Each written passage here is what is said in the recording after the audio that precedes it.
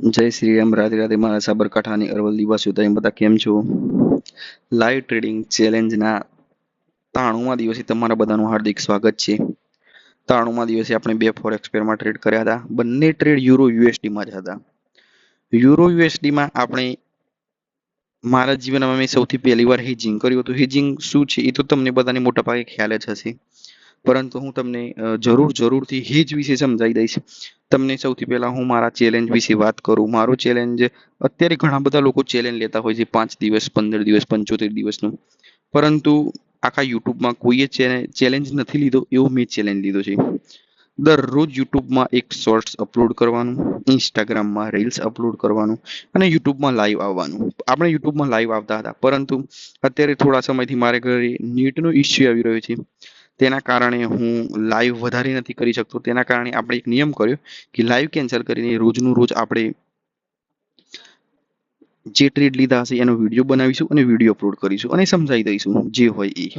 આપણે $200 demo account ચાલુ કર્યું હતું. આ ડેમો એકાઉન્ટ છે. આપણે ઘણા બધા ઇન્ફ્લુએન્સરો એવા હોય છે કે ડેમો એકાઉન્ટમાં પ્રોફિટ એ રીતની બતાવતા હોય છે કે જાણે રિયલ પ્રોફિટ કર્યું હોય, પરંતુ આપણે એક મહેનતથી જોવા માંગીએ છીએ કે ઘણા લોકો સાચા હોય છે કે ખોટા, એનાથી મને કોઈ લેવા દેવા નથી.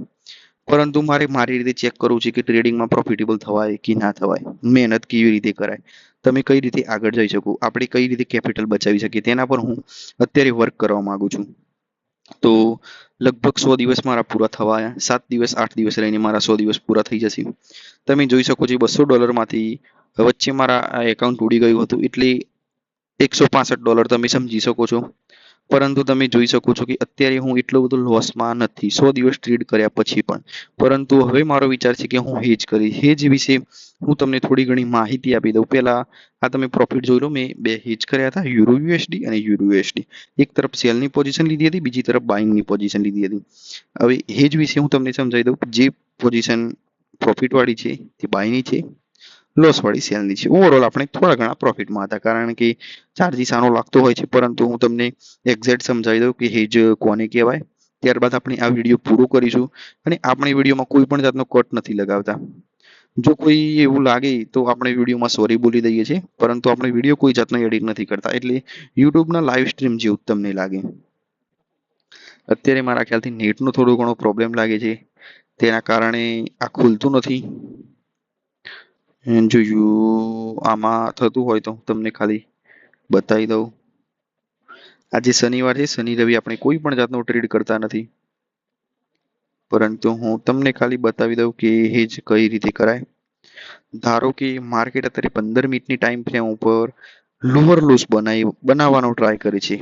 તમે જોઈ શકો છો કે આપણે અહીં એક સેલ તરફ પોઝિશન ઓપન કરીએ અને એક બાય તરફ પોઝિશન ઓપન કરીએ. માર્કેટ ગમે તે તરફ મૂવ કરી શકીએ. આપણે જો એક જ બાજુનો ટ્રેડ લઈએ, સેલિંગ બાજુનો, તો આપણો જો માર્કેટ ઉપર જાય તો લોસ થઈ જાય અને નીચે આવે તો માર્કેટમાં પ્રોફિટ આવે. પરંતુ આપણે એવું કરીએ છીએ, એક બાઇંગ તરફનું પોઝિશન ઓપન કરવાનું અને એક સેલિંગ તરફનું ઓપન પોઝિશન કરવાનું. જો માર્કેટ ઉપર જાય તો સેલ કરી હોય એનો સ્ટોપ લોસ લઈ જઈને બાઇંગનો પ્રોફિટ મળી જાય. એવું જ આપણે 93મા દિવસે થયું હતું. $1 પ્રોફિટ હતું અને $0.64ની આજુબાજુ લોસ હતું. એ જ રીતે આપણે બાઇંગનો સ્ટોપ લોસ સેલિંગ કર્યું હોય, બાઇંગનો સ્ટોપ લોસ ઉડી જાય અને આપણે સેલનો ટાર્ગેટ મળી જાય.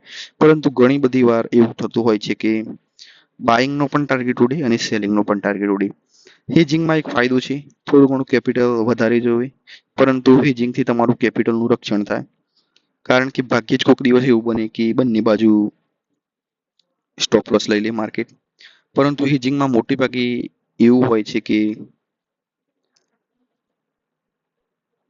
માર્કેટ કોઈ પણ એક દિશા તરફ મૂવ કરી જાય અને તમને પ્રોફિટ મળે. હેજિંગમાં મારા ખ્યાલથી મને ખબર છે ત્યાં સુધી હેજિંગમાં પ્રોફિટ થોડું ઓછું આવે, પરંતુ એકદમ લાંબા સમય સુધી આવે. ચલો, આ બધી વાત આપણે ધીરે ધીરે રોજ વિડીયોમાં કરીશું. અને જો તમારે ફોરેક્સ ટ્રેડિંગ શીખવું છે તો મારી ચેનલ સબસ્ક્રાઇબ કરો. હું તમને ઘણી બધી રીતે શીખવાડીશ. કોઈ પણ રીતે આ રીતે વિડીયો બનાવી શીખવાડીશ. ઇન્સ્ટાગ્રામમાં રીલ્સ અપલોડ કરી દઈશ, યુટ્યુબમાં શોર્ટ્સ અપલોડ કરી દઈશ. હવે મળશું આપણે નેક્સ્ટ વિડીયોમાં.